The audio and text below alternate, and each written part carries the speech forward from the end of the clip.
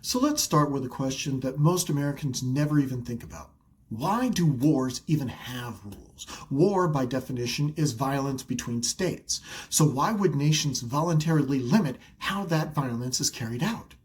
This question came back into the spotlight on March 13th when Secretary of Defense Pete Hegseth reportedly told Pentagon officials during a briefing on the U.S.-Iran conflict, "No quarter, no mercy for our enemies." Now, if that phrase sounds like it came from a pirate movie, that's because basically it did.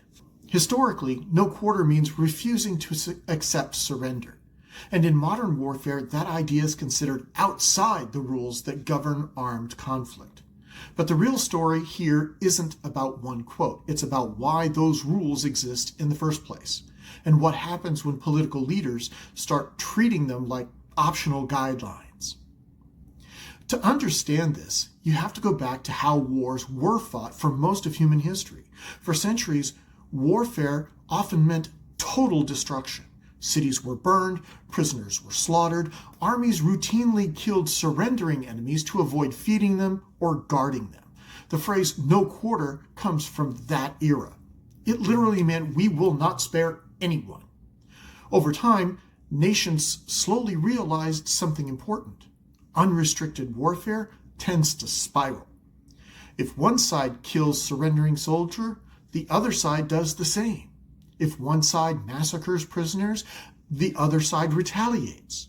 Soon, nobody surrenders, and wars become vastly more destructive.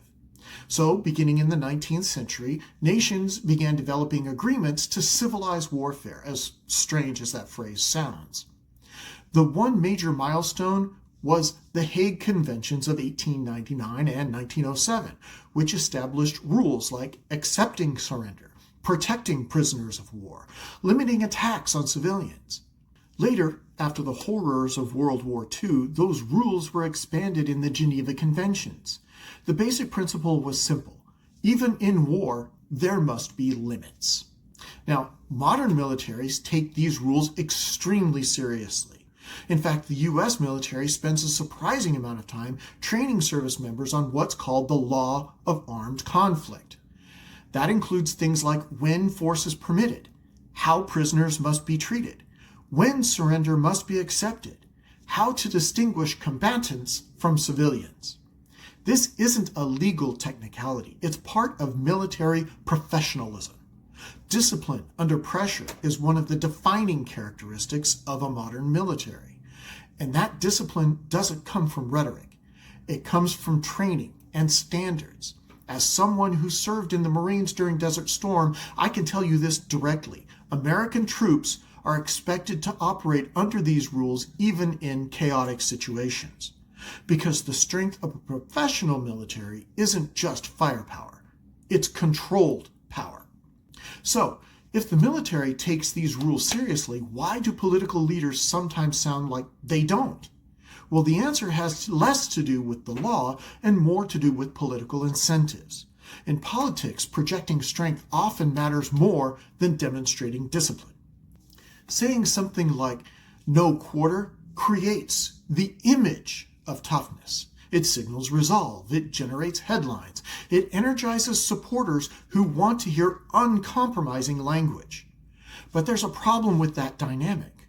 Political rhetoric can drift into territory that professional military leaders would never use operationally. Because what sounds strong in politics can sound reckless in military doctrine. And over time, when leaders repeatedly flirt with ignoring limits, it begins to normalize the idea that the rules themselves are negotiable. That's the real concern here. Not a single remark, but the political habit of treating limits as optional when they're inconvenient. Now, this matters for a few reasons. First, the credibility of the rules themselves depends on consistent commitment. If powerful nations appear to treat them casually, it becomes harder to insist that other countries follow them. Second, it can put service members in difficult situations. The U.S. military trains all of its personnel to operate under the law of war. But if political messaging undermines that framework, it creates confusion about expectations. And third, It reflects a broader pattern in military politics. Once leaders get comfortable treating limits as flexible in one domain, that mentality tends to spread. Because the same mindset that says rules don't apply here rarely stops at just one issue. You see similar dynamics in domestic politics too. State governments overriding local authority.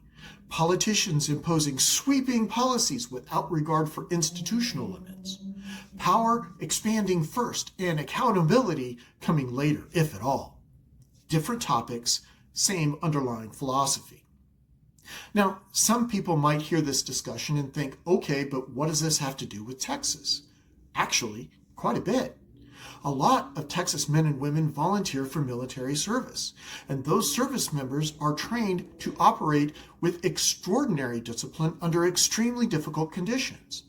They're expected to follow the law of armed conflict even when the enemy doesn't. That's not weakness, that's professionalism.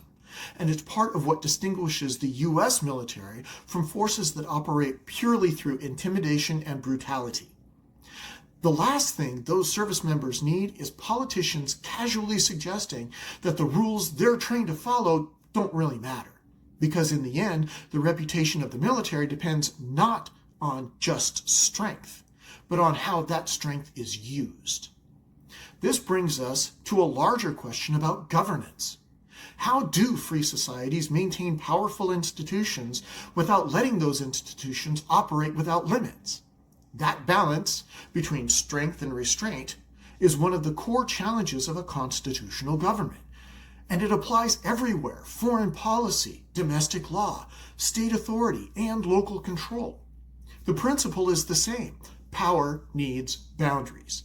Because once leaders start treating the rules as optional, those rules tend to erode quickly.